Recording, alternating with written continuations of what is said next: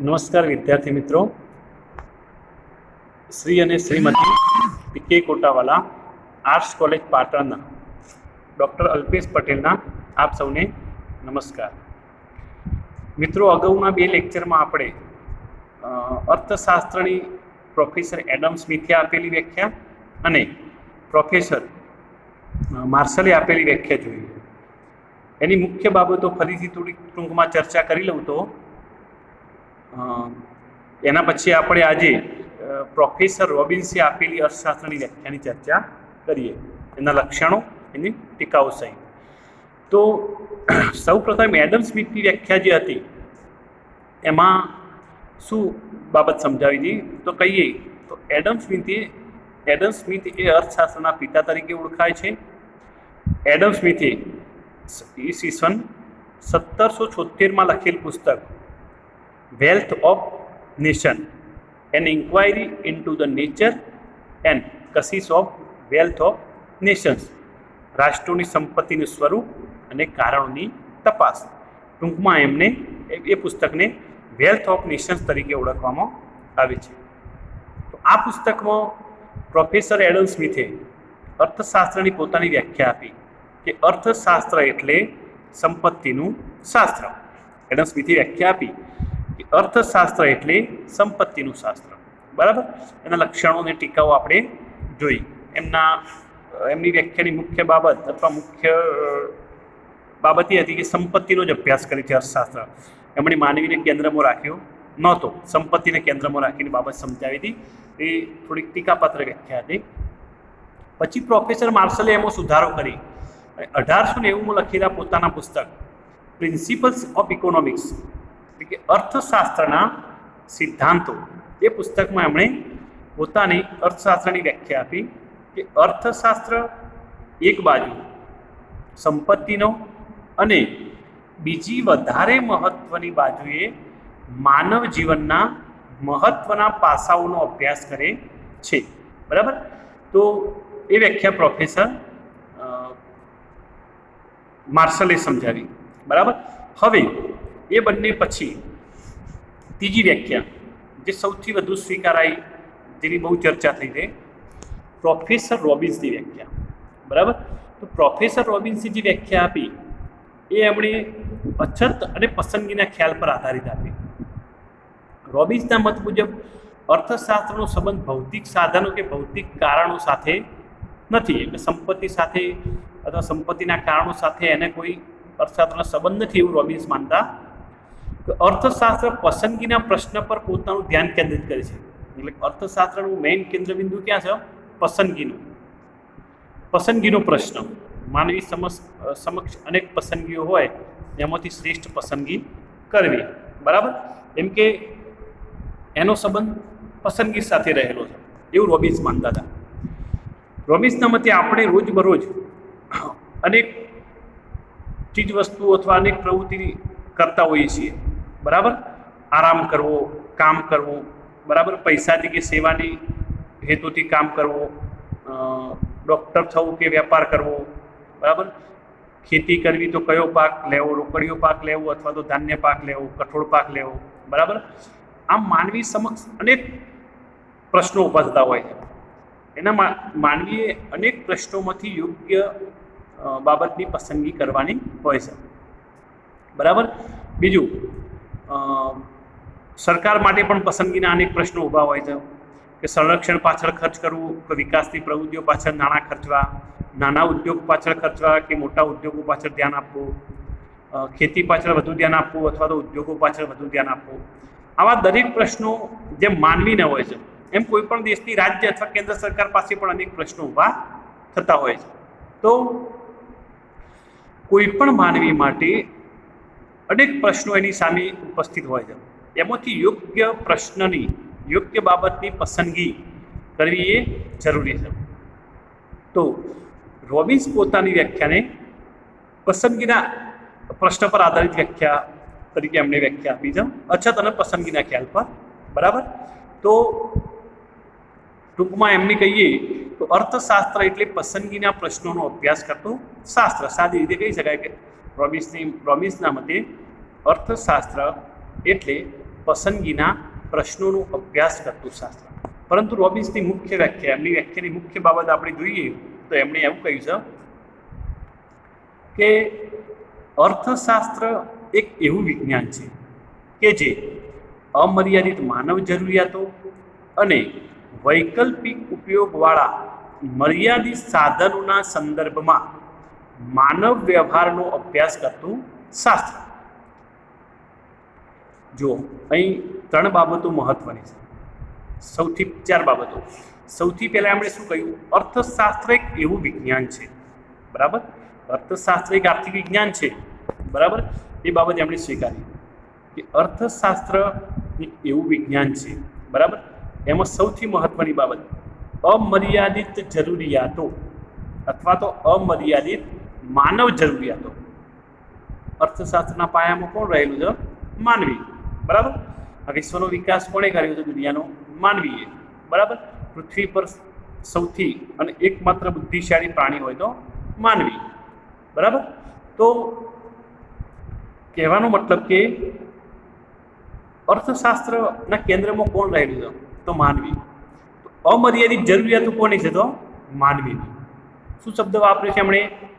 અર્થશાસ્ત્ર એક એવું વિજ્ઞાન છે કે જે અમર્યાદિત જરૂરિયાતો અથવા તો અમર્યાદિત માનવ જરૂરિયાતો, બરાબર. અમર્યાદિત માનવ અમર્યાદિત જરૂરિયાતો કોની છે? તો માનવીની. તો માનવીની જરૂરિયાતો કેવી છે? એ વાત કરી છે એમણે અમર્યાદિત, કે જેનો ક્યારેય અંત આવતો નથી. અને પછી શું કહ્યું છે? અમર્યાદિત જરૂરિયાતો અને વૈકલ્પિક ઉપયોગવાળા. બીજો શબ્દ કયો આવ્યો? અને વૈકલ્પિક ઉપયોગવાળા.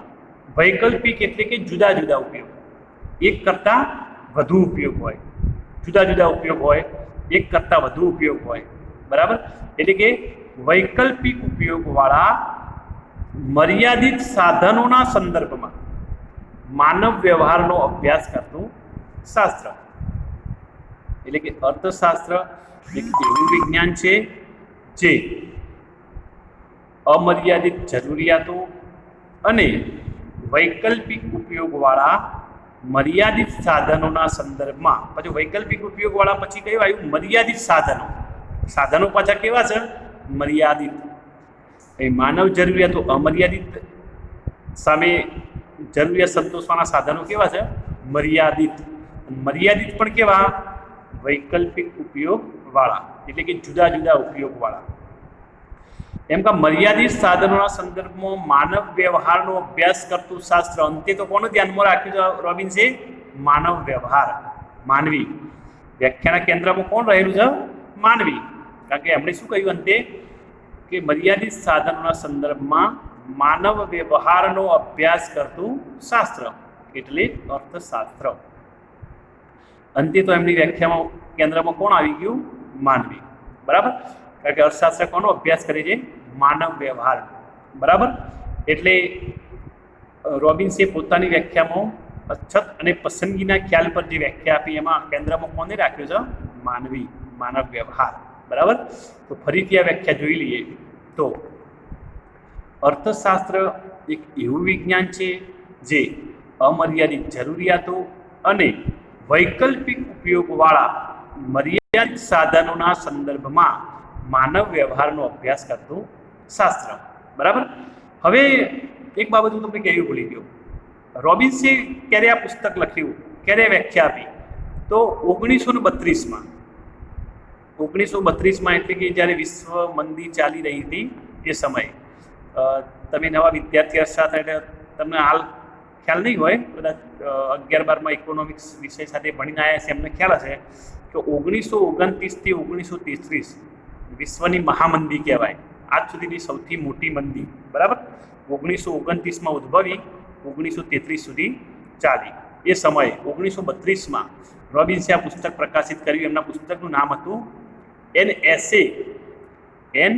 એસે on the nature and significance of economic science. શું કહે છે? An essay on nature and significance of economic science. 1932માં રોબિન્સે પુસ્તક લખ્યું, બરાબર. આ પુસ્તકનું નામ હતું an essay on nature and significance of economic science. હવે તમારે અર્થશાસ્ત્રના વિદ્યાર્થી તરીકે મુખ્ય વિષય હોય અથવા ગૌણ હોય, એટલે કે સીસી હોય અથવા સીઈ હોય, બરાબર. અર્થશાસ્ત્રની 3 વ્યાખ્યાઓની તમારી સંપૂર્ણ તૈયારી કરી લેવાની, સમજી લેવાની, બહુ ગોખવાનો પ્રયત્ન નહીં કરવાનો, સમજીને તૈયાર કરવાની. તો એમાં 3 બાબતો મહત્ત્વની. આ 3 અર્થશાસ્ત્રની વ્યાખ્યા છે, તો ત્રણેયના પુસ્તકો ક્યારે પ્રકાશિત થયા અને એનું નામ શું હતું એ તમારે યાદ રાખવાનું. 1774માં એડમ સ્મિથનું પુસ્તક, બરાબર, wealth of nations and inquiry into the nature and causes of wealth of nations, 1776. Professor માર્શલનું પુસ્તક 1890 પ્રિન્સિપલ્સ ઓફ ઇકોનોમિક્સ, બરાબર, પ્રિન્સિપલ ઓફ ઇકોનોમિક્સ. અને છેલ્લે પ્રોફેસર રોબિન્સનું પુસ્તક 1932માં an essay on the nature and significance of economic science. રોબિન્સની વ્યાખ્યા ફરી એકવાર બોલી જાઉં. અર્થશાસ્ત્ર એક એવું વિજ્ઞાન છે જે અમર્યાદિત જરૂરિયાતો અને વૈકલ્પિક ઉપયોગવાળા મર્યાદિત સાધનોના સંદર્ભમાં માનવ વ્યવહારનો અભ્યાસ કરતું શાસ્ત્ર, બરાબર. તો આ અર્થશાસ્ત્રની વ્યાખ્યા. હવે આ વ્યાખ્યાને આધારે એના કેટલાક લક્ષણો આપણે જોઈએ અને પછી લક્ષણોને આધારે અથવા તો એની મર્યાદાઓ જોઈએ, બરાબર. તો હવે આપણે એના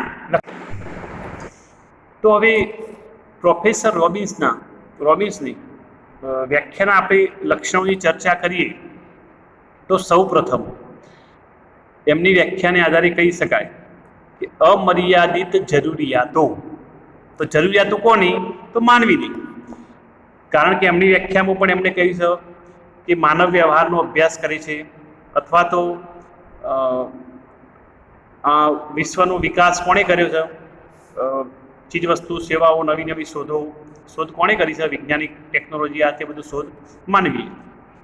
તો અમર્યાદિત જરૂરિયાતો કોની છે? માનવીની. પશુ પક્ષીઓની જે જરૂરિયાત કેવી? ખોરાક, પાણી, બરાબર, હવા, ખોરાક, પાણી. તો અમર્યાદિત જરૂરિયાતો. સૌથી પહેલાં માનવ જરૂરિયાતો કેવી છે? અમર્યાદિત, સતત વધતી જતી હોય. આદિ માનવ હતો ત્યારે જંગલમાં વગર કપડે, નિવસ્ત્ર, ભટકતું જીવન જીવતો, પશુઓનું માંસ, વૃક્ષોના પાંદડા જે મળે તે ખાઈ, કાચું માંસના પાંદડા, અને જીવન ગુજારતો. ધીમે ધીમે ધીમે ધીમે કાળક્રમે થોડીક એનામાં બુદ્ધિ આવતી ગઈ. એણે પથ્થરો ઘસીને અગ્નિની શોધ કરી, બરાબર. એનાથી ખોરાક રાંધીને, ભોજન શેકીને અથવા રાંધીને ખાતો થયો. ધીમે ધીમે ચક્રની શોધ થઈ, બરાબર. નદી કાંઠે વસવાટ કરતો થયો. ખેતીની શોધ થઈ, અનાજ ખાતો થયો, બરાબર. પછી ધીમે ધીમે ચક્રની, પછી નાણાંની શોધ થઈ અને અનેક પરિવર્તનો આવ્યા. વિશ્વમાં ઔદ્યોગિક ક્રાંતિ થઈ અને આજે માનવી ટેલિવિઝન, મોબાઈલ, ઇન્ટરનેટથી માંડી અને રોબોટ સુધી માનવ પહોંચી ગયો કે માનવી જેવું બીજું યંત્ર બનાવે, બરાબર. તો જે માનવીનું કામ કરી શકે એવું રોબોટ પણ માનવીએ બનાવ્યો. તો કહેવાનો મતલબ કે આ બધું કોણે કર્યું? તો માનવીએ કર્યું, બરાબર. કાળક્રમે માનવી વધુ ને વધુ બુદ્ધિશાળી બનતો ગયો. જેમ જેમ સમય પસાર થતો ગયો તેમ માનવીની જરૂરિયાતો વધતી ગઈ, કારણ કે નવી નવી ચીજ વસ્તુઓ અને સેવાઓની શોધ થઈ, એટલે માનવીની જરૂરિયાતો પણ વધતી ગઈ. બીજું, માનવ મન એવું છે કે જેની એક જરૂરિયાત પૂર્ણ થાય ત્યારે બીજી જરૂરિયાત નવી ઉદ્ભવતી હોય છે, બરાબર. એટલે કે જરૂરિયાતોનો ક્યારેય અંત આવતો નથી, અમર્યાદિત છે. કોઈ વ્યક્તિ 5,000 કમાતો હોય તેને એમ થાય કે મહિને 10,000 કમાવું તો સારું. મહિને 10,000 કમાતું થાય તો એમ થાય કે 20,000 કમાવું તો સારું. 20,000ની આવક કમાતો થાય તો એમ થાય કે ₹1,00,000 કમાવું તો સારું. ₹1,00,000 કમાતો હોય ત્યારે એમ થાય કે 2 લાખ કમાવતો હોય તો સારું. વધી જ જાય એની ઈચ્છાઓ, જરૂરિયાતો. સાયકલ ઉપર ફરતો હોય તો મોટરસાયકલ લાવવાનું મન થાય. મોટરસાયકલ સેકન્ડ લાવશે તો થોડાક સમય પછી નવી ફ્રેશ મોટરસાયકલ લાવવાનું મન થાય. પછી મોટર કાર લાવવાનું મન થાય. 5 લાખની લાવશે તો પછી 10 લાખનું મન થશે. 10 લાખની લાવશે તો પછી 20 લાખનું. 20 લાખની મોટર કાર લાવવાનું મન થશે. એટલે કે જરૂરિયાતોનો ક્યારેય અંત આવતો નથી. સાદા મકાનમાં રહેતો હોય તેમ એક સારું મકાન ધાબાવાળું બનાવો, ધાબાવાળું સારું મકાન બનાવશે તેમ કે 2 માળનો બંગલો હોત તો સારું, એક બંગલો બનાવશે એટલે કે એના કરતાં બીજો સારો હોત તો સારું. એટલે કહેવાનો મતલબ કે માનવીની જરૂરિયાતો અમર્યાદિત છે. કોઈ પણ માનવી હોય, 99% માનવીઓ, સાધુ સંતો, કોઈ સંન્યાસી હોય જેની જરૂરિયાતોનો ત્યાગ કર્યો હોય, સાદું જીવન જીવતા હોય, અપવાદરૂપ વાત છે. બાકી મોટાભાગના વિશ્વના માનવીઓ કેવા છે? અમર્યાદિત જરૂરિયાતો. અને જરૂરિયાતોનો અંત નથી થતો એ પણ સારું છે. તો જ વિશ્વનો વિકાસ થશે, તો જ માનવી નવું નવું કામગીરી કરશે, નવી નવી શોધખોળો કરશે, બરાબર. તો નવી એટલે કે સતત કામ કરતો રહેશે, બરાબર. તો માનવ જરૂરિયાતો કેવી છે? અમર્યાદિત જરૂરિયાતો. રોબિન્સે પોતાની વ્યાખ્યામાં બાબતનો સમાવેશ કરે છે કે માનવીની ઈચ્છાઓ ક્યારેય અંત આવતો નથી, એ સતત વધતી જ જતી હોય છે. પછી બીજી વાત રોબિન્સે કરી છે, કઈ? જરૂરિયાતોનો અગત્યાનુક્રમ. કે બધી જ માનવ જરૂરિયાતો એમ કે એક સરખી અગત્યવાળી હોતી નથી. પસંદગીનો પ્રશ્ન અહીં ઊભો થાય છે. રોબિન્સે વાત કરી છે ને, અર્થશાસ્ત્ર એ પસંદગીના ખ્યાલ ઉપર રચાયેલું શાસ્ત્ર છે. આપણે અગાઉ ચર્ચા કરી કે રોબિન્સની વ્યાખ્યા એમણે ભૌતિક સાધન સંપત્તિ એને કંઈ બહુ મહત્ત્વ આપ્યું નથી. એમણે પસંદગીના પ્રશ્ન અને માનવ વ્યવહારને મહત્ત્વનું સ્થાન આપ્યું છે. તો એમણે વાત કરી કે જરૂરિયાતોનો અગત્યાનુક્રમ. રોબિન્સના મતે માનવીની જરૂરિયાતો અમર્યાદિત છે, પરંતુ બધી જ જરૂરિયાતો એક સરખી અગત્યતાવાળી નથી. કેટલીક વધુ અગત્યતાવાળી જરૂરિયાતો છે તો કેટલીક ઓછી અગત્યતાવાળી. એમાં જે વધુ અગત્યતાવાળી જરૂરિયાતો હોય તે પહેલાં સંતોષવી, ઓછી અગત્યતાવાળી હોય તે પછી સંતોષવી. દાખલા તરીકે આપણે વાત કરીએ કે હવા, ખોરાક, પાણી, આ બધી માનવીની પ્રાથમિક જરૂરિયાતો. સમાજમાં રહેતા હોય તો કપડાં, દરેક માનવી વ્યવસ્થિત કપડાં, સમાજને શોભે તેવા કપડાં, શુદ્ધ ખોરાક, તંદુરસ્ત રહી શકાય તેવી હવા, પાણી, ખોરાક, કપડાં, શિક્ષણ પણ અત્યારે પાયાની જરૂરિયાત છે. આરોગ્ય સેવાઓ, બીમાર પડીએ તો તાત્કાલિક આરોગ્ય સેવાનો લાભ પણ લેવો પડે. તો આ બધી પાયાની જરૂરિયાતો, પ્રાથમિક જરૂરિયાતો એ પહેલાં સંતોષવી પડે છે. એ વધુ અગત્યતાવાળી છે. પછી રહેઠાણ માટે સારું મકાન, જે વરસાદ, ઠંડી, ગરમીથી રક્ષણ આપી શકે. બીજું કે આધુનિક સુખ સગવડોમાં અત્યારે આપણે મોબાઈલની વાત કરીએ અથવા તો ટીવી, પંખો, વીજળી, આ બધી પ્રાથમિક જરૂરિયાતો હવે જેવી એક જરૂરિયાતો થઈ ગઈ કે સુખ સગવડ માટે વીજળી હોય ઘરમાં, ટ્યુબલાઇટ, પંખો, એસી ના હોય તો ચાલી શકે, પરંતુ સૂર્યપ્રકાશ માટે બલ્બ અને પંખો એ તો જરૂરિયાતો મહત્ત્વની થઈ ગઈ છે હવે આ ગરમી સામે રક્ષણ મેળવવા માટે. તો કહેવાનો મતલબ કે જરૂરિયાતો બધી એક સરખી અગત્યતાવાળી નથી. મોટરસાયકલ, મોટર કાર, એસી, આ બધી ભવિષ્ય પાછળથી સંતોષાય તો ચાલે, પરંતુ ખોરાક, પાણી, કપડાં, આ બધી પ્રાથમિક જરૂરિયાતો એ વધુ અગત્યતાવાળી છે, બરાબર. શિક્ષણ, આ બધા પાછળ પહેલાં ધ્યાન આપવું પડે. વિદેશની ટૂર કરવી હોય અને પૈસા એકઠા કર્યા હોય પણ આકસ્મિક બીમારી આવી જાય, 2-5 લાખ રૂપિયા ખર્ચ થાય, તો વિદેશની ટૂર 2 વર્ષ પછી થશે તો ચાલશે. પહેલાં આરોગ્ય સેવાનો લાભ લઈ અને બીમારી દૂર કરવી એ પહેલી અગત્યતાવાળી છે. વિદેશની ટૂર કરતાં બીમારી દૂર કરવી એ વધુ અગત્યતાવાળી જરૂરિયાત છે. તો કહેવાનો મતલબ કે માનવ જરૂરિયાતો કેવી છે? અમર્યાદિત. અને જરૂરિયાતોનો અગત્યાનુક્રમ જુદો જુદો છે. કેટલીક અગત્યની જરૂરિયાતો છે, કેટલીક જે જલ્દી સંતોષવી પડે, કેટલીક ઓછી અગત્યતાવાળી જે ભવિષ્યમાં સંતોષાય તો ચાલી શકે. પછી ત્રીજી બાબત એમની વ્યાખ્યાની મહત્વની છે, મર્યાદિત સાધનો. રોબિન્સે વાત કરી છે કે જરૂરિયાતો અમર્યાદિત છે, જરૂરિયાતોનો અગત્યાનુક્રમ જુદા જુદા છે, અને આ જરૂરિયાત સંતોષવાના સાધનો કેવા છે? મર્યાદિત. બસ પ્રશ્ન જ પસંદગીનો અહીંથી ઊભો થાય છે. રોબિન્સના મતે જો જરૂરિયાતો અમર્યાદિત હોત, સામે સાધનો પણ અમર્યાદિત હોત, તો પસંદગીનો પ્રશ્ન ઊભો થાત નહીં. માનવી પોતાની દરેક જરૂરિયાતો સંતોષી શકત એક અમર્યાદિત સાધનો વડે, પરંતુ જરૂરિયાત સંતોષવાના સાધનો કેવા છે વિશ્વમાં? મર્યાદિત. ભારત દેશ હોય, પાકિસ્તાન હોય, બાંગ્લાદેશ હોય, ચીન હોય, કે વિશ્વના ધનિક દેશો, વિકસિત દેશો, America, Britain, Japan, Canada, Australia, કોઈ પણ દેશ હોય એમની પાસે જરૂરિયાતો સંતોષવાના સાધનો કેવા છે? મર્યાદિત. આ મર્યાદિત સાધનોનો યોગ્ય ઉપયોગ કરી અને માનવીએ પોતાની જરૂરિયાતો સંતોષવાની છે. બરાબર? એટલે કે જરૂરિયાત સંતોષવાના સાધનો મર્યાદિત અને સીમિત છે. એને કારણે પસંદગીનો પ્રશ્ન ઊભો થાય છે. માનવીએ પહેલાં અગત્યતા પોતાની પાસે ઉપલબ્ધ સાધનો દ્વારા વધુ અગત્યતાવાળી જરૂરિયાત પહેલાં સંતોષવી, ઓછી અગત્યતાવાળી પછી ભવિષ્ય માટે પાછી ઠેલી શકાય એને. બરાબર? તો આ 3 લક્ષણો થયા. બરાબર? હવે ચોથું લક્ષણ, રોબિન્સની વ્યાખ્યાનું ચોથું લક્ષણ શું કહે છે? સાધનોનો વૈકલ્પિક ઉપયોગ. વૈકલ્પિક એટલે કે જુદો જુદો ઉપયોગ. એક જ સાધન 2-3 કામ કરતું હોય તો એને વૈકલ્પિક કહી શકાય. દાખલા તરીકે ખેતીની જમીન હોય, વ્યક્તિ પાસે 10 એકર જમીન હોય તો એ 10 એકર જમીન પર એણે ખેતી કરવી છે. ખેતી કરવી છે તો કયો પાક લેવો છે? રોકડીયો પાક લેવો છે, ધાન્ય પાક લેવો છે, કઠોળ પાક લેવો છે, અથવા તો ઘાસ, પશુઓ માટે ઘાસચારો ઉગાડવું છે, અથવા તો ખેતી કરવી છે, અથવા તો ઉદ્યોગો, ફેક્ટરી સ્થાપવી છે. બરાબર? પડી રાખવી છે જમીન, કોઈને બીજાને ભાગે અથવા ઉધાર આપવી છે. એની પાસે અનેક વિકલ્પો છે. એટલે સાધનનો વૈકલ્પિક ઉપયોગ થાય. દાખલા તરીકે આપણી વીજળીના વૈકલ્પિક ઉપયોગો, ટ્યુબલાઇટ માટેથી પ્રકાશ મેળવવા માટે ઉપયોગ થાય, પંખાથી હવા મેળવવા, એસીથી ઠંડક મેળવવા, ટ્યુબવેલ દ્વારા મોટરથી પાણી બહાર કાઢવા. બરાબર? તો વીજળીના અનેક ઉપયોગ, ફેક્ટરીમાં, કારખાનાઓમાં વીજળીથી મશીન ચાલતા હોય.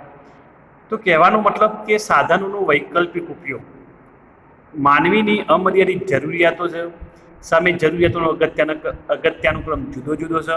આ જરૂરિયાત સંતોષવાના સાધનો કેવા છે? મર્યાદિત. અને સાધનનો ઉપયોગ કેવો છે?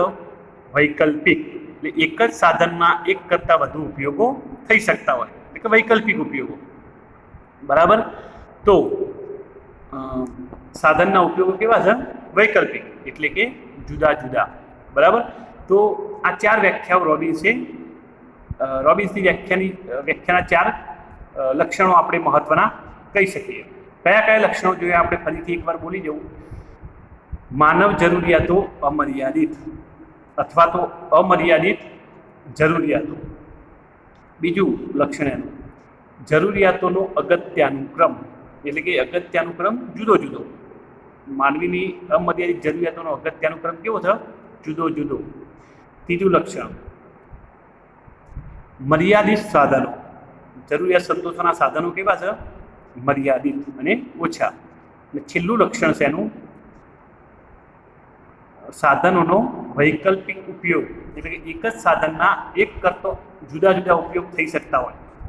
અહીં પસંદગીની સમસ્યા રોબિન્સે જે વાત કરી અહીંથી આવી. જરૂરિયાતો અમર્યાદિત, અગત્યાનુક્રમ જરૂરિયાતોનો જુદો જુદો, એટલે પસંદગી કરવાની. કઈ જરૂરિયાત પહેલી સંતોષવી, કઈ પછી, એ પસંદગી કોણ કરશે? માનવી. દાખલા તરીકે તમે FIBA પ્રથમ વર્ષમાં કોલેજના એડમિશન લીધું, તમારા પપ્પાએ તમને 5,000 રૂપિયા આપ્યા, તો જો બેટા તમારી ઈચ્છા અનુસાર આનો ખર્ચ કરજો, યોગ્ય જગ્યાએ ખર્ચ કરજો, ખોટા પૈસા ના વાપરતા. તો તમારી પાસે 2-3 વિકલ્પ હોય. એ પૈસામાંથી પુસ્તકો લેવા, સારા સારા પુસ્તકો વસાવવા અર્થશાસ્ત્રના, અથવા તો બીજા અર્થશાસ્ત્ર વિષય સંબંધિત અથવા તો અન્ય પુસ્તકો વસાવવા, કપડાં લેવા, મોબાઈલ લેવો, બૂટ ચપ્પલ લેવા. બરાબર? પૈસાની બચત કરવી કે મિત્રો સાથે અથવા તો ક્યાંક ઉડાવી નાખવા, ખર્ચી નાખવા 2-5 દિવસમાં. એ તમારી પાસે વિકલ્પ રહેલા છે. એમાંથી યોગ્ય વિકલ્પ તમારે પસંદ કરવાનો હોય છે. બરાબર? કેવો ઉપયોગ કરવો એ વ્યક્તિની વિચારશક્તિ અને બુદ્ધિશક્તિ પર આધાર રાખતો હોય છે. બરાબર? એટલે કે જરૂરિયાતોનો અગત્યાનુક્રમ જુદો જુદો, જરૂરિયાત સંતોષવાના સાધનો મર્યાદિત અને સાધનનો વૈકલ્પિક ઉપયોગ. આ 4 મુખ્ય આપણે લક્ષણો જોયા. હવે આપણે એની મર્યાદાઓ જોઈએ. રોબિન્સની વ્યાખ્યા એ એડમ સ્મિથ અને માર્શલની વ્યાખ્યા કરતો વધુ સ્વીકૃત અને વધુ વિસ્તૃત વ્યાખ્યા છે. એમણે અર્થશાસ્ત્રની પસંદગીના ખ્યાલ ઉપર સરસ સમજૂતી આપી છે, અર્થશાસ્ત્રને વિજ્ઞાન તરીકે દર્શાવ્યું છે અને માનવ વ્યવહારના મહત્વના કેન્દ્રબિંદુ તરીકે માનવીને રાખેલો છે. હવે રોબિન્સની વ્યાખ્યાની કેટલીક ટીકા હોય, વ્યાખ્યા સ્વીકૃત હોવા છતાં પણ એની કારણે કેટલીક મર્યાદાઓ રહેલી છે. બરાબર. સૌથી પહેલાં માત્ર સાધનો સાથે સંબંધ. રોબિન્સે પોતાની જે વ્યાખ્યા આપી છે એમાં એમણે સાધનોને બહુ મહત્ત્વ આપ્યું છે. બરાબર. એટલે કે કોઈ પણ આર્થિક નીતિ સારી છે કે નરસી, વ્યાજબી કે ગેરવ્યાજબી, યોગ્ય છે કે અયોગ્ય, એમ અભિપ્રાય અર્થશાસ્ત્ર ના આપે તો ચાલે, પણ એવું ચાલી શકે નહીં. બરાબર. અર્થશાસ્ત્રનો સંબંધ એમ કે માત્ર સાધનો સાથે નહીં પરંતુ સાધ્ય સાથે જ સાધ્ય સાથે પણ રહેલો છે. અર્થશાસ્ત્રના કેન્દ્રમાં માનવી છે, તો માનવી સાધનનો ઉપયોગ કરી કઈ રીતે શ્રેષ્ઠ માનવ કલ્યાણ સાધી શકાય, એટલે કે સાધ્ય, માનવ કલ્યાણ એ સાધ્ય છે. બરાબર. તો સાધ્ય સાથે પણ એમ કે અર્થશાસ્ત્રનો સંબંધ રહેલો છે. માત્ર અર્થશાસ્ત્રનો સંબંધ સાધનો સાથે નથી. બરાબર. એટલે કે લોકોને અર્થશાસ્ત્ર અને લોકોની સુખાકારી સાથે કશો સંબંધ નથી એમ રોબિન્સ જણાવે છે. બરાબર. તો માનવીનો આર્થિક નીતિનો વિચાર, આર્થિક દ્રષ્ટિકોણ ઉપરાંત સામાજિક, ધાર્મિક વગેરે રીતે કરવાનો હોવાથી અર્થશાસ્ત્ર કોઈ આર્થિક નીતિ વિશે અભિપ્રાય ન આપે એ ઉત્તમ ગણાશે નહીં.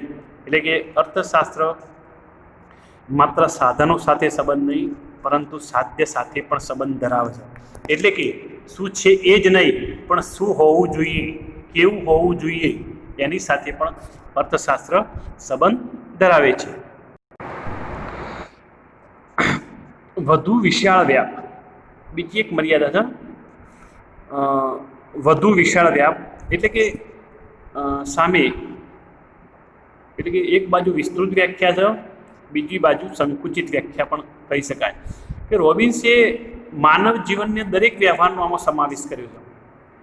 અર્થશાસ્ત્ર એ માનવ વ્યવહારનો અભ્યાસ કરતું શાસ્ત્ર, મર્યાદિત અમર્યાદિત જરૂરિયાતો અને વૈકલ્પિક ઉપયોગવાળા મર્યાદિત સાધનોના સંદર્ભમાં માનવ વ્યવહારનો અભ્યાસ કરતું શાસ્ત્ર એટલે અર્થશાસ્ત્ર. એટલે એક બાજુ માનવીના જીવનના દરેક પાસાનો, દરેક એના આર્થિક કામનો એમાં સમાવેશ કરે છે, દરેક પ્રવૃત્તિનો.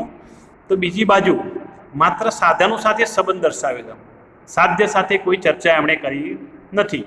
અર્થશાસ્ત્રનો એમ કે માત્ર સાધનો સાથે જ સંબંધ છે, એટલે કે વાસ્તવલક્ષી વિજ્ઞાન છે અર્થશાસ્ત્ર. અર્થશાસ્ત્ર આદર્શલક્ષી વિજ્ઞાન નથી, એટલે માત્ર સાધનો સાથેની વાત કરી છે, સાધ્યની વાત એમણે કરી નથી. તો એમની એક મર્યાદા છે. એટલે એક બાજુ વધુ વિશાળ વ્યાપ છે તો બીજી બાજુ સંકુચિત વિચારસરણી છે, એ પણ એમની એક મર્યાદા છે. પછી માનવ કલ્યાણની ઉપેક્ષા. અગાઉ આપણે થોડીક ચર્ચા કરી તેમ કે અર્થશાસ્ત્રને એમ કે માનવીના કલ્યાણ સાથે કશી લેવા દેવા નથી, એ માત્ર એમ કે વાસ્તવિક વિજ્ઞાન છે. બરાબર. એટલે કે માનવ કલ્યાણની પ્રત્યક્ષ અથવા પરોક્ષ રીતે કોઈ એમનો એમ કે પ્રત્યક્ષ રીતે સીધી રીતે એમણે કોઈ માનવ કલ્યાણની વાત કરી હતી, પરંતુ કેટલીક દ્રષ્ટિએ પ્રત્યક્ષ રીતે એનો સ્વીકાર પણ એમણે કર્યો છે કે વૈકલ્પિક ઉપયોગવાળા મર્યાદિત સાધનનો વ્યક્તિ કોઈ પણ રાષ્ટ્ર એવી રીતે ઉપયોગ કરશે કે માનવીનું વધુમાં વધુ કલ્યાણ થાય. એક બાજુ એમણે માનવ કલ્યાણની ઉપેક્ષા કરી છે, બીજી બાજુ પરોક્ષ રીતે માનવ કલ્યાણનો સ્વીકાર પણ એમણે વ્યાખ્યામાં કરેલો છે. બરાબર. એટલે કે એક બાજુ અસ્વીકાર, બીજી બાજુ પરોક્ષ રીતે સ્વીકાર, એ એમની એક મર્યાદા છે. પછી ચોથી અને અંતિમ મર્યાદા કે અર્થશાસ્ત્ર માત્ર વાસ્તવલક્ષી વિજ્ઞાન નથી. આ મુદ્દાની આપણે થોડીક આગળ ચર્ચા કરી કે અર્થશાસ્ત્ર, પ્રોફેસર રોબિન્સના મતે અર્થશાસ્ત્ર એ વાસ્તવલક્ષી વિજ્ઞાન છે, અર્થશાસ્ત્ર આદર્શલક્ષી વિજ્ઞાન નથી, એવું પ્રોફેસર માર્શલ એમની બાબત ચર્ચામાં જણાવે છે કે અર્થશાસ્ત્ર એ વાસ્તવલક્ષી વિજ્ઞાન છે, કે અર્થશાસ્ત્ર એ શું અર્થતંત્રમાં શું રહેલું છે એની સાથે જ સંબંધ ધરાવે છે, શું હોવું જોઈએ એની સાથે એમ કે અર્થશાસ્ત્રને કોઈ સંબંધ નથી. તો કેટલાક અર્થશાસ્ત્રીઓની મતે આ પણ એમની એક મર્યાદા છે કે અર્થશાસ્ત્ર એ માત્ર વાસ્તવલક્ષી નહીં પરંતુ આદર્શલક્ષી વિજ્ઞાન છે. શું છે એની સાથે શું હોવું જોઈએ કેવું હોવું જોઈએ એની પણ એમ અર્થશાસ્ત્રના અભ્યાસમાં ચર્ચા થવી જોઈએ, બરાબર. એટલે કે અર્થશાસ્ત્રના અભ્યાસમાં માત્ર વાસ્તવલક્ષી નહીં પણ આદર્શલક્ષી અર્થશાસ્ત્રનો પણ સમાવેશ થયેલો છે. દાખલા તરીકે આધુનિક વિશ્વમાં કોઈ દેશમાં ફુગાવો વધુ જન્મ્યો હોય, દાખલા કે ઝિમ્બાબ્વે, વેનેઝુએલામાં બહુ ફુગાવો જોવા મળ્યો હતો. 2010-11-12માં ઝિમ્બાબ્વેમાં રોબર્ટ મુગાબે સરકારની ખરાબ અણધટ નીતિઓના કારણે લાખો ટકાએ ફુગાવો પહોંચી ગયો હતો. ગયા વર્ષે વેનેઝુએલામાં 1-1.5 વર્ષ પહેલાં હજારો ટકાએ ફુગાવો પહોંચી ગયો હતો. તો ફુગાવાના કારણો જ માત્ર અર્થશાસ્ત્ર તપાસ કરશે એમ નહીં, પરંતુ આ ફુગાવો કઈ રીતે દૂર કરી શકાય, એ ફુગાવાની પાયાની બાબતો કયા કારણોથી ફુગાવો ઉદ્ભવ્યો છે એ જ એની ચર્ચા નહીં કરે, પરંતુ કઈ રીતે ફુગાવો દૂર કરી શકાય અને એમાંથી લોકોને રાહત આપી શકાય એની ચર્ચા પણ એમ અર્થશાસ્ત્ર કરે છે. એટલે કે શું છે એ જ નહીં, પરંતુ શું હોવું જોઈએ એની પણ અર્થશાસ્ત્ર ચર્ચા કરી છે. એટલે કે અર્થશાસ્ત્ર માત્ર વાસ્તવલક્ષી નહીં, પરંતુ આદર્શલક્ષી અર્થશાસ્ત્ર, આદર્શલક્ષી વિજ્ઞાન પણ છે. તો મિત્રો, આ રોબિન્સની વ્યાખ્યા આપણે જોઈ. આપણે ટોટલ 3 વ્યાખ્યાઓ જોઈ: એડમ સ્મિથ, પ્રોફેસર માર્શલ અને પ્રોફેસર રોબિન્સ. વ્યાખ્યા, એમના પુસ્તકો કયા વર્ષે પ્રકાશિત થયા, વ્યાખ્યાના લક્ષણો અને એની મર્યાદાઓ. હવે આવનાર લેક્ચરમાં આપણે અર્થશાસ્ત્રનો અભ્યાસ ક્ષેત્ર, એનું કાર્યક્ષેત્ર, અર્થશાસ્ત્રનો અછત અને પસંદગીનો ખ્યાલ, એ બધા મુદ્દાઓની આપણે આવતા વિડીયોમાં ચર્ચા કરીશું. બરાબર? ઓકે.